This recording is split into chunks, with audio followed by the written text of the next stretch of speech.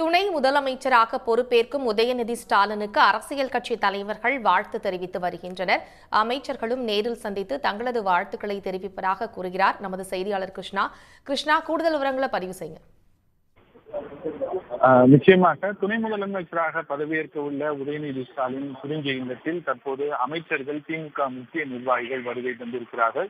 அவருக்கு நேரடியாக வந்து வாழ்த்து தெரிவிக்க அவர்கள் நேரடியாக வந்திருக்கிறார்கள். தற்போது வரை அமைச்சர்கள் அன்பில் மகேஷ், மதிவேந்தன் மற்றும் கீதா ஜீவன் உள்ளிட்ட அமைச்சர்கள் உள்ளே வந்தனர். தொடர்ந்து மற்ற அமைச்சர்களும் தொடர்ந்து வந்த வண்ணம் இருக்கின்றனர். முதற்கட்டமாக கிடைத்த தகவல் அடிப்படையில் துணை முதல்வராக பதவியேற்க உள்ள உதயநிதி ஸ்டாலின் குறிஞ்சி இல்லத்திலிருந்து அடுத்த கட்டமாக கலைஞர் நினைவிடத்திற்கும் பெரியார் திடலுக்கும் செல்ல இருப்பதாக தெரிய வந்திருக்கிறது. அதற்கு முன்னதாக திமுக நிர்வாகிகள், தொண்டர்கள் மற்றும் அமைச்சர்கள் ஆகியோர் அவரிடம் வந்து வாழ்த்து தெரிவிப்பதற்காக வந்து சென்றிருக்கிறார். அவரை சந்திக்கும் முயற்சி என்பது நடைபெற்றிருக்கிறது.